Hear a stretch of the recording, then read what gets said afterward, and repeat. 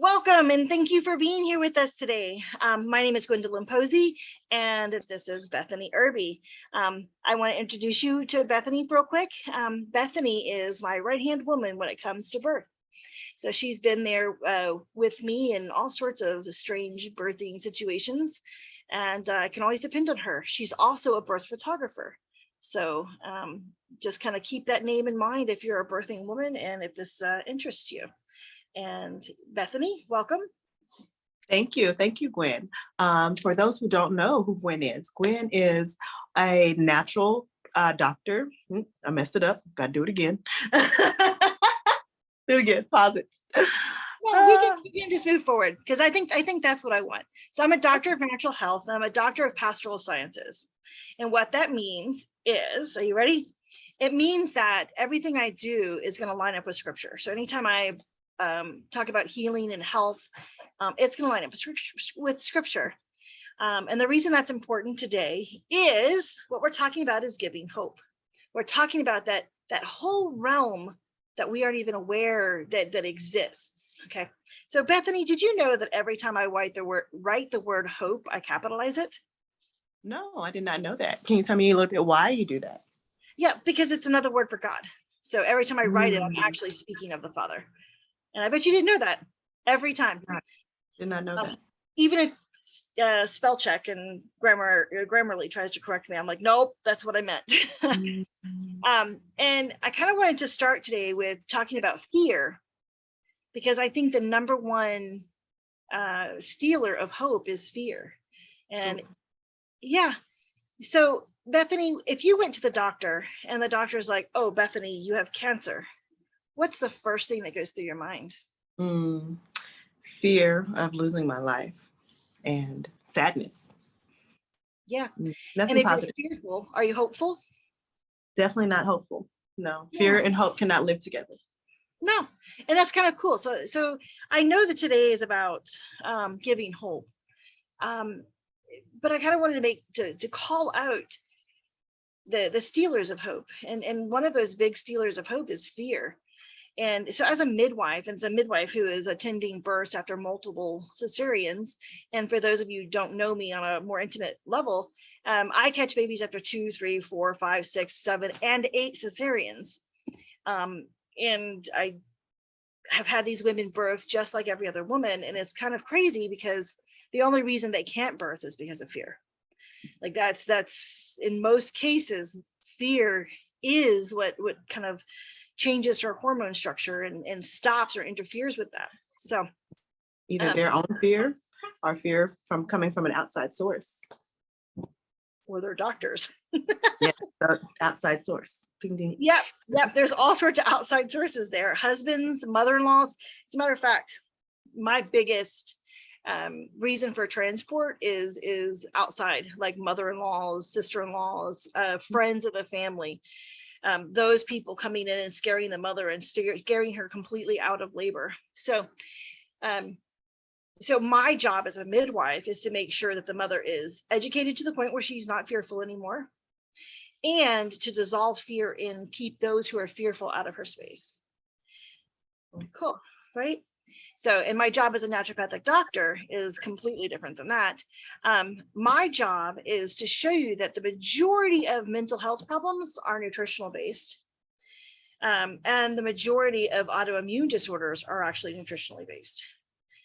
And so that, brings me back to scripture, and the Father tells us what he gives us for our healing, and it's the leaves of the grasses and the trees.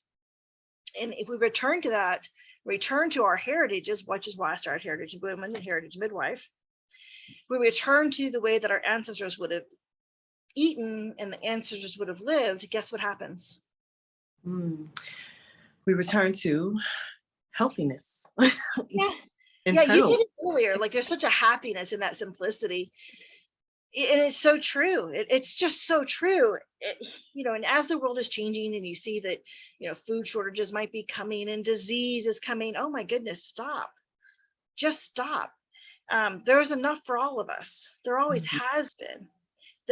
This song and dance that there isn't enough, like the starving children in Africa, that's the reason they're starving isn't because there isn't enough food there.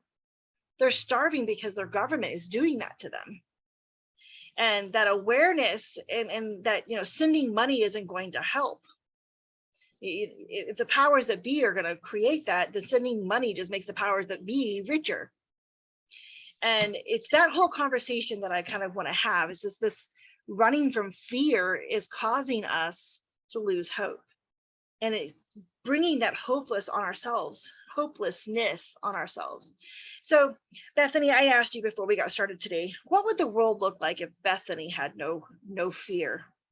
Yes, you did. And that was a really impactful question because, wow, it would look like somebody taking their own autonomy. It would look like somebody being able to make the decisions that they want to make, and not any outside sources, or not any one person or thing changing their mind. It would be them, as in the birth world, them birthing the way that they want to birth, not the way that their mother-in-law thinks that they should birth, or the way that their doctor believes that they should birth. It opens up so much for us as humans when we leave fear behind and we replace that with hope. Okay, well, I'm going to stop you for just a second, and I'm going to rephrase this to get you more patterned into what I'm asking you. Okay, what would the world look like if Bethany Irby lived with full hope and no fear? Everyone else listening, I want you to do the same thing. Yeah. Yes. Everyone to do this exercise for themselves. What would the world look like if you were unleashed? You had no fear and all the hope in the world. Go ahead. And that is, again, such a profound question, because it would look like me stepping out and doing what I know that I am led to do, and that is to be with women in their births, be with women in their pregnancy, walk with them through any decisions that they make, and doing that without the fear of, again, any external noise, any external doubts, and just being able to fully support women in their birth choices. So that's definitely what the world will look like if we did not have that fear. Absolutely. So my thing is, like, I appear to everyone here as confident and forward and gregarious, but did you guys know that I used to have an anxiety disorder called agoraphobia, and I couldn't even leave my own home? I have a lot of children, and I used to be walking through the grocery store pushing my cart and have an anxiety or panic attack and have to abandon my cart and run to my van, and my children would have to gather each other up and get into the van because I was so scared. I lived in that realm of fear. I lived in that grip of nobody wants to hear a word you say and you aren't enough. Have you ever felt like that, Bethany, where you just feel like nobody wants to hear what I got to say? Absolutely. And unfortunately, I think that is more common than we like to talk about. I dealt with something very similar with my last child, where I was just afraid for us to even get in the car. I always thought that we were going to wreck and I was going to kill my child. So we didn't go anywhere. Because I was afraid of the unknown. So it's more common than we talk about. Isn't that crazy? Or we're afraid someone's going to judge how we look, or afraid someone's going to judge, oh, look, there's a pimple on my face. Oh, look, my hair's a mess. Oh, look, mine was greasy. My hair looks greasy to me today. I'm going to call it out. Everybody on the planet's going to know I feel like I have greasy hair today. That's crazy though. Yeah. We're letting these little fears rob us of our hope. And if we really want that hope, we're going to have to start letting these little fears go. Quit giving them credit, quit feeding them. So we already talked about, Bethany, what it would be like if you personally could let go of all of your fear and live in full hope. What do you think it would look like on the planet if 50% of us did that? Oh, wow. Whew, that percentage alone, even half of us, if we walked in our purpose and we walked in hope and not fear, wow. I'm speaking to even think what our world will look like. I can't even fathom what what amazing things would blossom out of people's hearts, out of people's minds, out of people's mouths if they just didn't have fear. That's a very good question. And I would love to rebound that question and ask you, what would you look like? What would the world look like if you, Miss Oh my Gwendolyn, goodness. live without fear? So I've had a few flashes of time in my life where I've actually been fully self-expressed and completely went without fear. Ironically, one of the times was in Uganda. And basically I caught 12 babies in a 3-hour period of time, like just blow your mind. And the story goes like this. There's one woman that was on the bed birthing, and I could hear a woman behind me, both were pushing. And so I hurry up and catch this baby, and I put this baby on the baby stable. I rip off my gloves and I go behind to the woman who's about to birth on the floor, and I reach under and I catch her baby. And it was just wild. But in that period of time, there wasn't a breath of discouragement. I didn't have time to think about the fat roll. I didn't have time to think about my double chin. I didn't have time to think about anything other than serving, hear that word, serving these women and being there and being present for them. So I think me fully self-expressed in the world is me being present in my love and authentically being who I was created to be. But those moments are so fleeting, but boy, they're like, it's an addiction. Like getting those moments are In a little really, bit. yeah, feels good. It does. But most of us walk around and never really get to experience that. That unbelievable joy that comes from letting go of fear and embracing hope. And I think that love lives somewhere in there. Like if I sit here and judge, I don't really have anything to contribute to Bethany. Like there's nothing I can do for Bethany. Bethany is just wonderful and amazing. And she doesn't want to hear from me. I'm not going to call Bethany today because Bethany doesn't understand and she doesn't really know me, and I would just be bothering her. Right. Or I could be like, hey, Bethany, I was just thinking about you, and gosh, I just could not wait to hear you laugh. Like, look at the difference between the hope on one side and joy, and then the fear of not. I mean, can you see the difference Fear of there? rejection. Yeah, but it's more than rejection. It's like, I'm not worthy enough to approach you. Ooh, yes. Very much. Oh my goodness. And that's difficult. And in this society, we've created professions where we actually cannot approach them on a human level. Yeah. Those hierarchies. Yeah, and that is just not acceptable, that loss of connection. Now we know, since we had the whole pandemic thing that went on, that connection is vital. So I know that we kind of ended this kind of ended up having a conversation about connection and love, but is there really a difference between hope and love? No, I think they're all one and the same. When you can't talk about hope without talking about love, and vice versa. You can't talk about connection without talking about love. Then in turn talking about hope. Those are all interconnected, just as we're all interconnected. Those have to go together. Okay. So how about this? What happens if a woman calls you and says, my baby is not compatible with life, but I still want a home birth? What do you do? I go and be with women, and we support her in the life and love of her baby. Yeah, she still deserves it, doesn't she? Still deserves it. Yeah. And do you know the impact? So I'm going to tell a terrible story right now. It's a terrible, wonderful, amazing story. But while I was in Uganda, a woman's baby had passed away 2 weeks before she went into labor. She was 24 weeks gestation. And she was laying on the bed and something's coming out of her. At this point, I don't know. I'm across the room. And all the doctors had joined up in a corner over there, and they weren't talking to her or me. And I walked up and was asking about this woman, and they kind of shouldered me out, which really ticked me off, but that's a different conversation.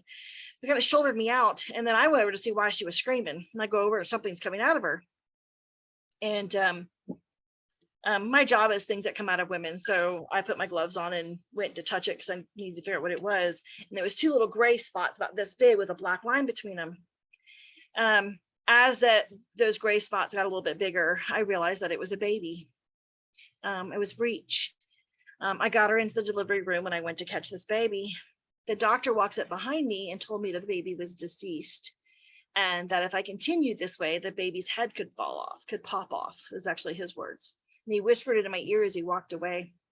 Well, I got angry because the same doctors that had ignored me and ignored this mother were now all crowded around to watch this midwife deliver this baby, and whatever catastrophic thing that this midwife was going to do in her stupidity to get this baby out.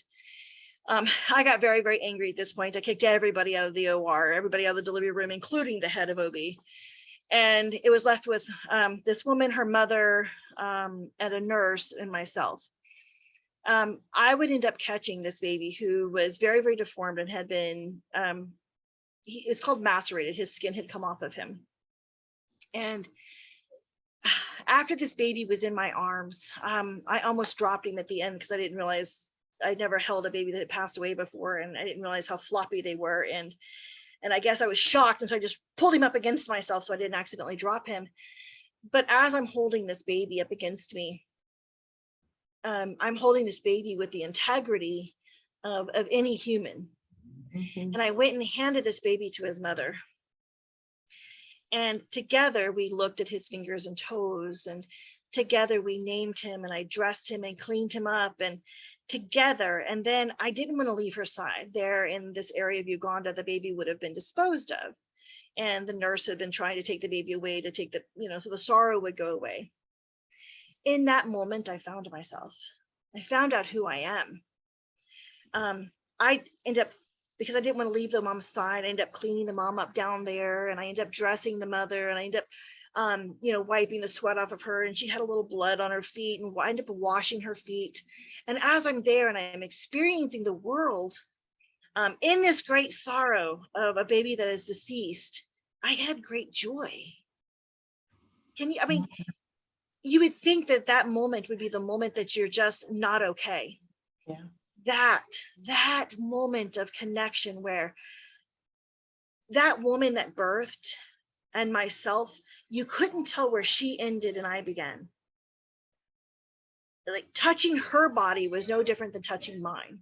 Mhm. Holding that baby was no different. And how is this giving hope?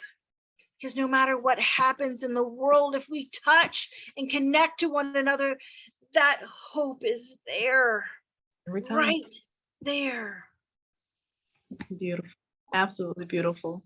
I can definitely feel that. I also, with birth photography, I also do bereavement photography for newborns. And so I go into the hospitals when they call me, and I even doing them at home. But seeing that life be loved so much, I always say that you always see the love. Even in death, you see love, because there's grief. And when we have grief there, that means that you were loved, whether you were here for 2 seconds, whether you never made it earthside and took your first breath, you were loved. And that connection to something and somebody is what we should be doing for those who are breathing today and those who are not. And they deserve the same respect. They deserve that, like you said, that same integrity. It's just so important. So I love that story. Wow. Yeah, isn't that kind of crazy? Yeah. Sorrow doesn't exist where love hadn't already been present. Mhm. Always keep that in mind. So people have had miscarriages or traumatic childhoods. The only reason was because there was a loss of love, or there was a lot of love and then a loss. And so we go back to the hope. It's not in hoping things will be perfect. It's in the hope that you know where to go. It's that hope that I'm human, that hope that I can express myself. It's that dissolving of fear. We're all going to die. Like that's going to happen. That's the only thing guaranteed here, that and taxes.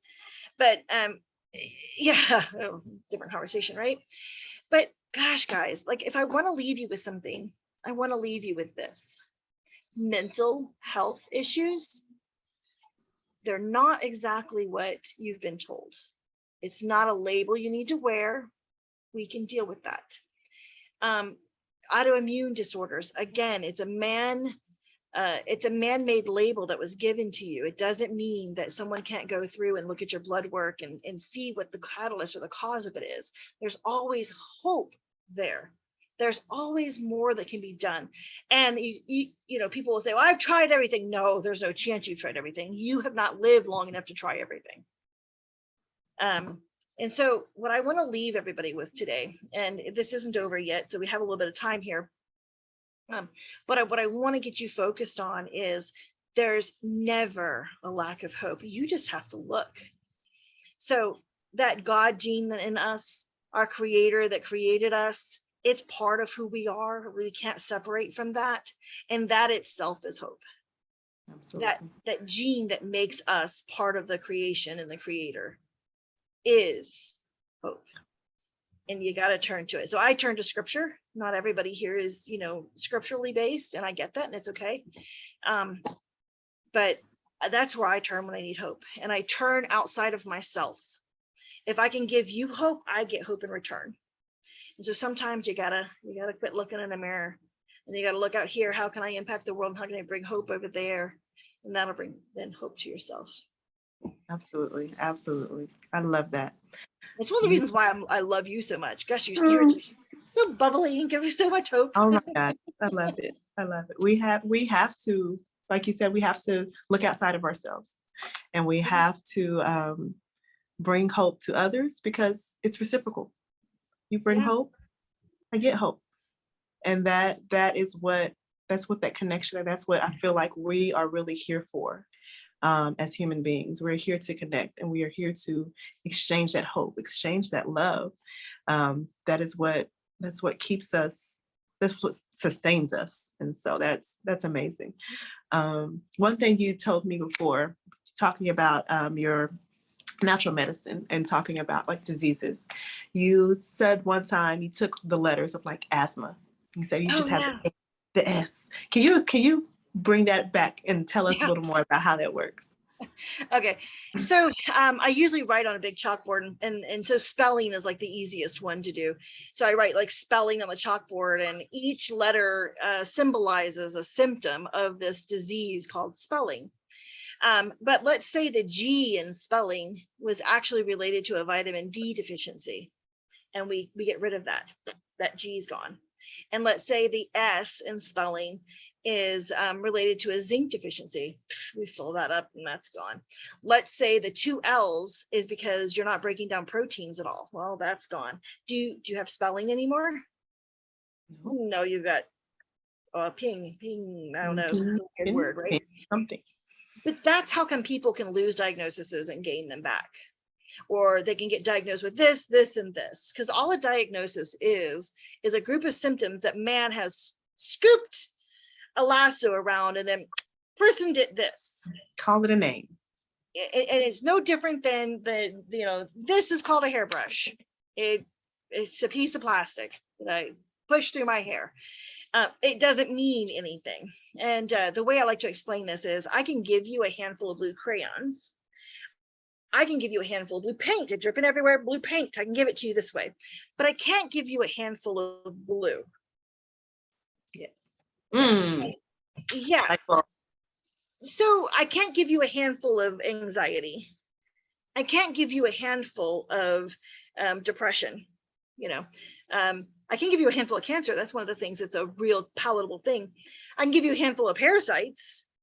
I can give you a handful of mold.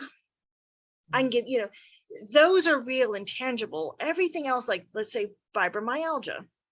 So sometimes, not always, but in some cases, it's an allergy, aspartame or MSG. My anxiety and depression, do you know I was allergic to orange blossoms and night blooming jasmine? And even to this day, even though I've completely cured myself and I've completely don't respond to hardly anything now, if I'm in an orange field when it's blossoming, I will actually have an anxiety attack because my allergy looks like sweating, and my allergy looks like a higher pulse, and my allergy looks like this, and then my allergy looks like a nervous stomach and diarrhea. That's my allergy to night blooming jasmine or orange blossoms. And I didn't need to do an allergy test for that, by the way. I just really took track of what was going on in my environment and then the symptoms I was having. And that's just kind of cool. It's just kind of cool to know. There's a few books out there that are very, very supportive of the fact that mental health disorders do not actually exist in any way, shape, or form. There's a really great book called Psychobabble. If you ever want to read a book that really discusses how mental health diagnoses were actually invented and what they actually mean. And does that mean that I think that everybody is going to be completely stable if they just balance themselves? Well, no, we all have our little quirks and whatever, but I definitely think that being highly nourished and balanced definitely has an impact on our mental health. Like I think it's a big deal. And as someone who really suffered and that doesn't suffer anymore at all, and I can be faced with a lot of things in this world, and I have not wanted to kill myself in quite some time. Even when attacks come, even when the other midwives are like, it doesn't matter. Mhm. I got this. You guys go be yourself. You don't even know me. Move on. In the beginning, it was hard. In the beginning, it was like I wanted to kill myself. But again, once I found balance and once I found nutrition, I found healing, and Absolutely. that gave me hope. How did you get through some of yours, like that fear you had of your kids in the car? Oh, Did you wow. find ways to- It was actually connection. It was actually connection. I went through therapy. And I had a really amazing therapist that helped me with a lot of skills. And it's actually a lot of skills that I actually use with my birth clients, and it has a lot to do with our breath. And that's a whole nother conversation in itself, our breath work. Yeah. And the way that we start to really internalize and start really taking count of what our body is doing, what's it doing, how's it feeling, really taking into consideration where we are in the moment and being present. And so it was a lot of connection work, honestly. Yeah. Oh no, it's one of the things I do. Like even pay attention to like where your bottom is touching the chair. Is your elbow leaning on the table? Like pay attention to those connections. And then breathing is phenomenal. My chiropractor actually makes me go through this breathing exercise where I inhale to the count of 5 and exhale to the count of 10. Mm-hmm. I mean, and it doesn't matter what numbers you're doing. It matters the control where your focus has changed from focusing on the fear Mm-hmm. to having a different focus. And Beautiful ultimately, I don't need nerve reset. those anymore. Yeah. Well, Bethany, our time is up, and thank you for being here today. And I hope that we contributed everyone out there. I hope you guys Absolutely. got something from us. Thank you guys, everybody. So Bethany, thank you so much. And I'll talk to you later. Bye, Bye. everybody. Thank you.